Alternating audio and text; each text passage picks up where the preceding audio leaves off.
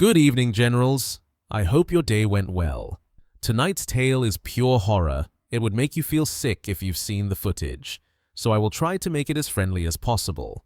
Prepare your drink and listen to a chilling tale, not of monsters cloaked in shadow, but of a man who mastered the cold, hard logic of the ledger, and in doing so became one of the chief architects of human destruction, Oswald Pohl. He was a man who saw chaos and brought to it the ruthless, efficient order of business, turning mass murder into a meticulously profitable industry. Our story begins far from the barbed wire and smoke, in the industrial heartland of Duisburg-Ruhrort, Germany, where Oswald Ludwig Pohl was born on the 30th day of June, 1892. He was the fifth of 8 children born to Hermann Otto Emil Pohl, a local blacksmith, and his wife, Auguste. The family was financially secure, affording Pohl the opportunity to attend a high school focused on classical studies, where he immersed himself in the Latin and Greek texts of antiquity. Though he harbored a youthful desire to study science, his father lacked the means to send him directly to university. Instead, at the age of 20, in 1912, Pohl embarked upon a different path, choosing a career in the German Imperial Navy. His training took him across vast oceans, including time spent in the Caribbean and Southeast Asia, before the Great War shattered the world. During that conflict, he served in the Baltic Sea region and along the coast of Flanders. His aptitude for organization was quickly recognized, and on April 1, 1918, he achieved the position of paymaster.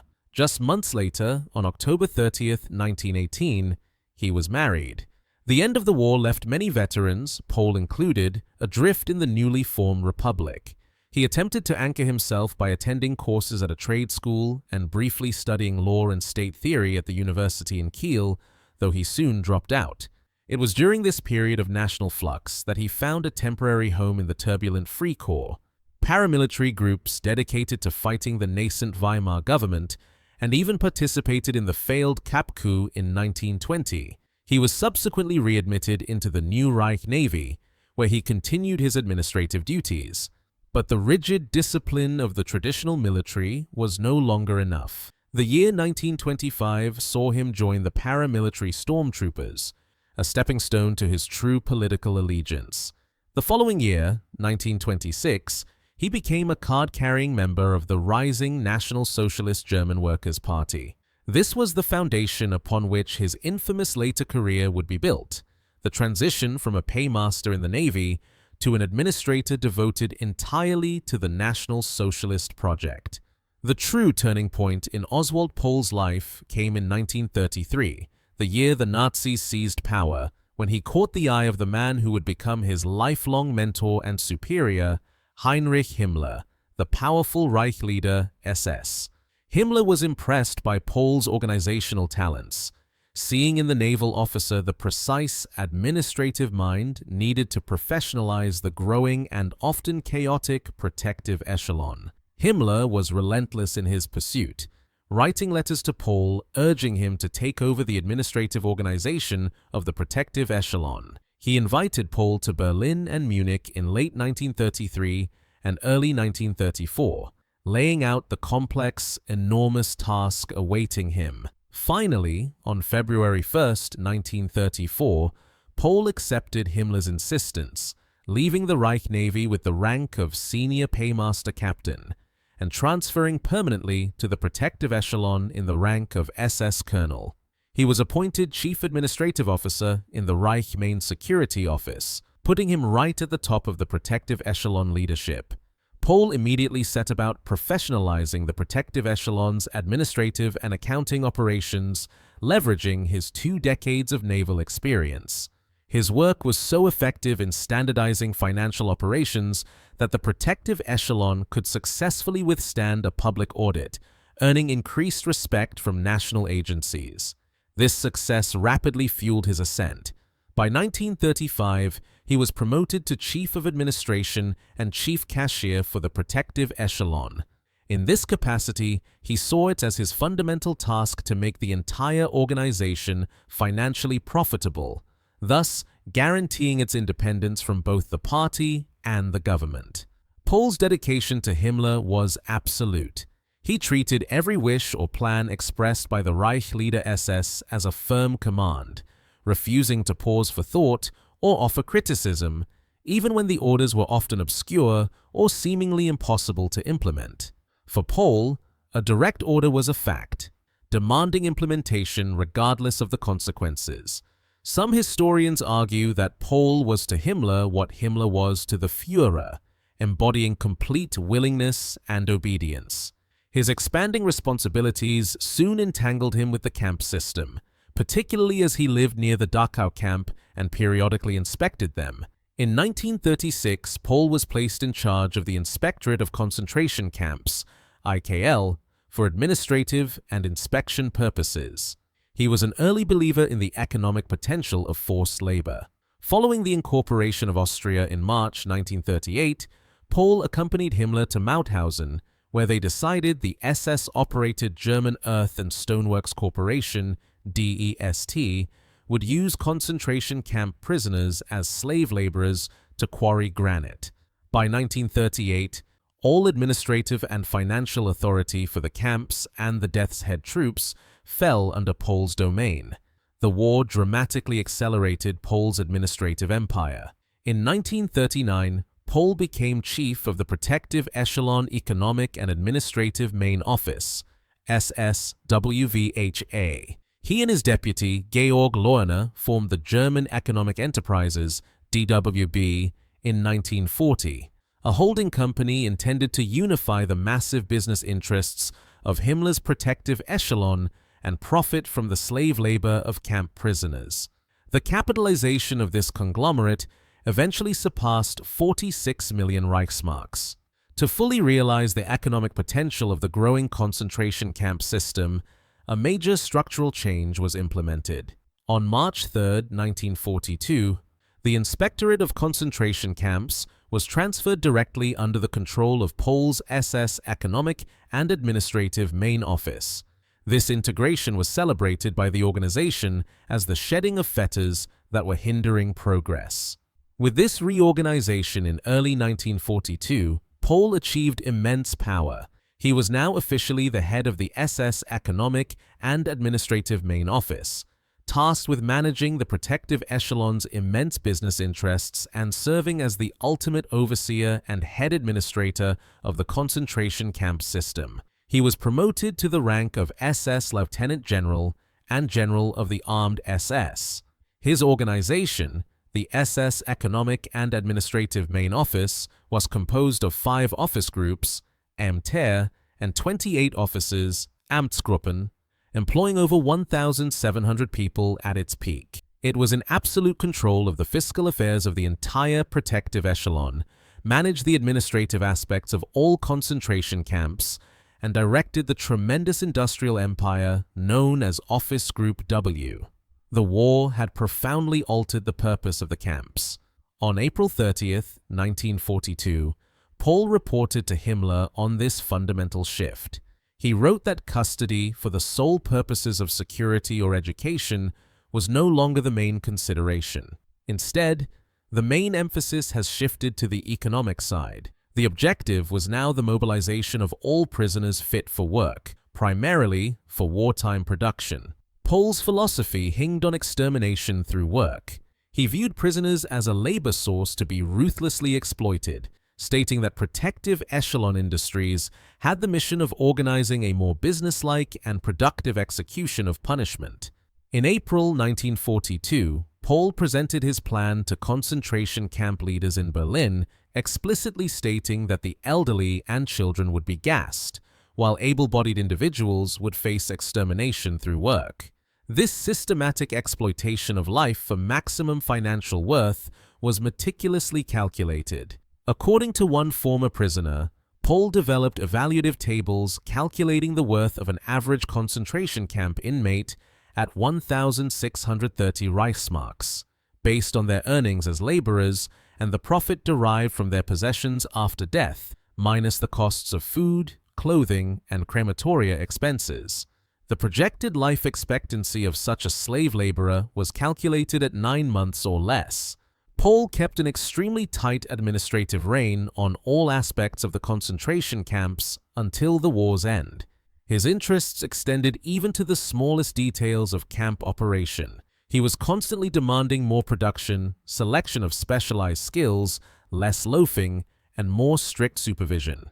In January 1943, he directed all camp commanders to maintain prisoner working hours at 11 hours per day during winter, 6 days a week, plus a half day on Sunday. His involvement even stretched to matters of inmate recreation. He ordered that hard-working prisoners be given additional rations and access to the camp brothel, setting the specific charge and dictating how the income would be divided among the female inmates, the manager, and the SS Economic and Administrative Main Office.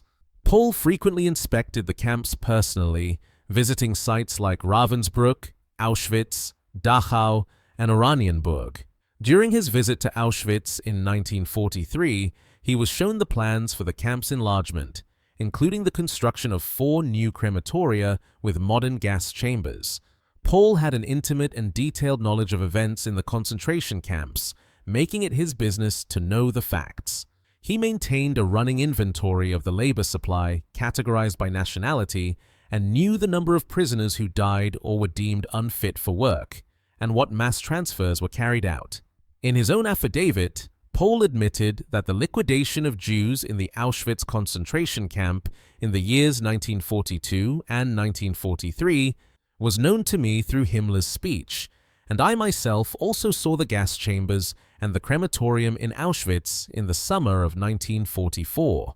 The massive deployment of forced laborers ultimately entailed the ruthless exploitation of human life. In fact, Pohl complained paradoxically about the high death rate, some 70,610 deaths out of 136,870 new inmates between June and November 1942. Not out of humanitarian concern, but because these deaths were impeding productive output at the armament factories. While his administration sought pragmatic economic production, this goal often conflicted with the fanatical ideological imperatives of racial extermination held by the Guards, leading to friction where productivity was undermined by the killing or mistreatment of prisoners. Pohl was also a key figure in the deliberate administrative cover-up of atrocities. When SS Judge Georg Konrad Morgan investigated Adam Grunewald, commandant of Herzogenbusch concentration camp, for excessive cruelty resulting in the bunker tragedy, Pohl advised Morgan not to bother with a trial. Pohl declared that the lives of the murdered women were meaningless compared to the number of German women killed in Allied bombing raids. Morgan, however, proceeded with his investigation, despite Pohl's unsuccessful attempts to block it. Beyond controlling the labor supply, Pohl's office was the central clearinghouse for the vast property plundered during the Action Reinhardt program, the systematic looting and murder of Jews in the East. The SS Economic and Administrative Main Office played a major role in its execution, serving as the central hub where all stolen property was inventoried, appraised, and distributed. Pohl personally supervised the gruesome task of collecting valuables seized from gassed victims, including clothing, gold teeth, hair, gold watches, diamonds, wedding rings, silverware, and foreign currency. He stipulated that these spoils were to be carefully itemized and sold at prices set by his main office.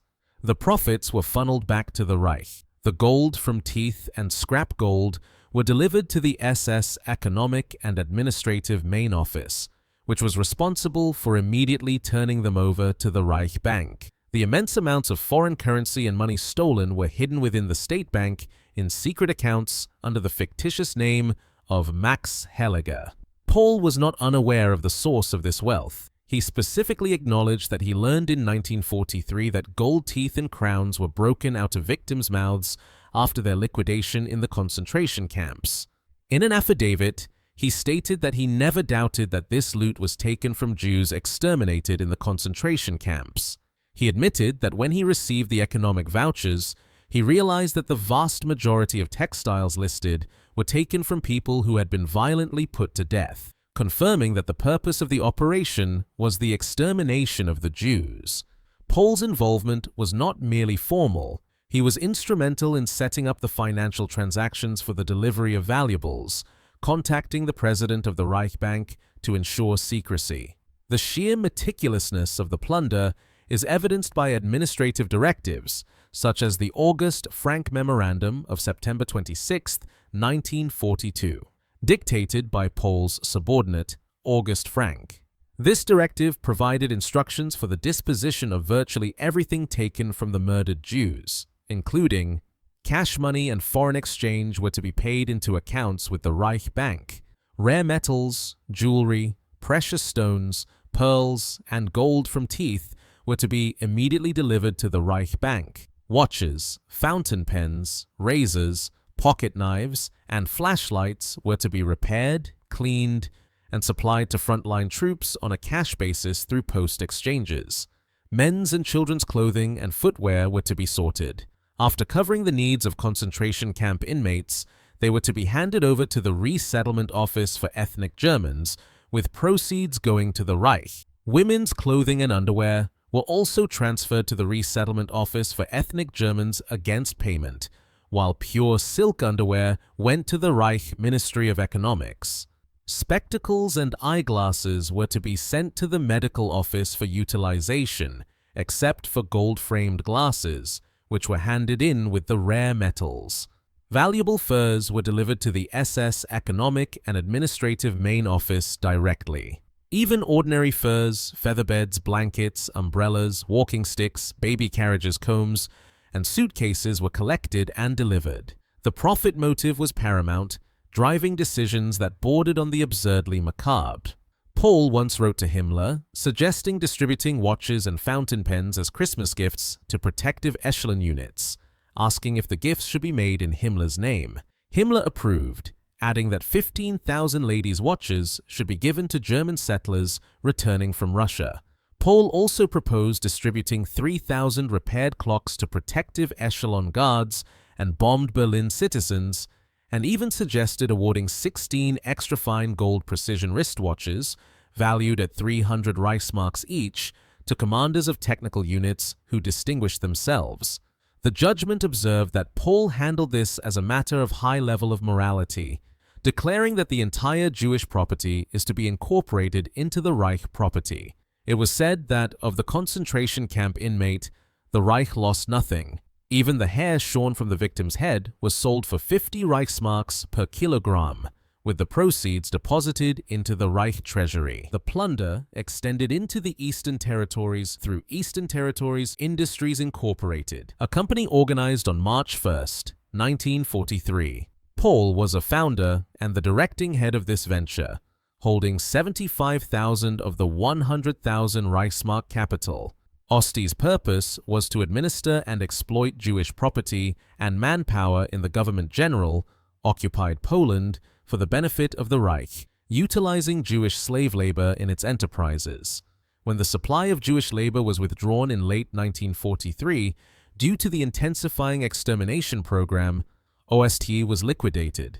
Pohl's connection to Ostie was even more direct than Action Reinhardt. He was involved from inception to liquidation, guaranteeing his guilt in war crimes and crimes against humanity. Pohl was inextricably linked to the complete destruction of the Warsaw Ghetto in 1943. After the military action was completed by SS General Stroop, Pohl was committed to the task of destroying the remnants of the city center. The Reich leader SS Himmler had given the order that the massive residential space, deemed never suitable for Germans, must completely disappear, and the entire city of Warsaw should be reduced in size. This monumental destruction was entrusted to Pohl as chief of the SS Economic and Administrative Main Office. Himmler directed that the former ghetto area was to be flattened completely, every cellar and canal filled, and the area eventually covered with earth and planted as a large park. Pohl set out to implement this, charging his Office Group C, construction, with the technical demolition, and Office Group D, concentration camps, with placing the prisoners.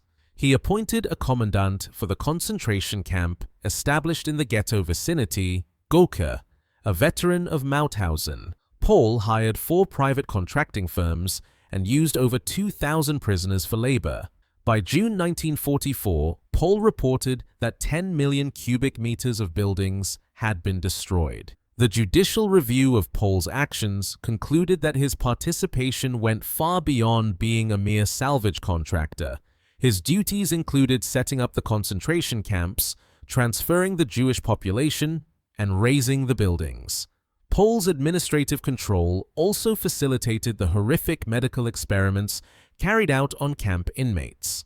Although the sources do not claim Pohl personally conducted the experiments, his role was to supply the subjects from his inmate pool, effectively making the experiments possible.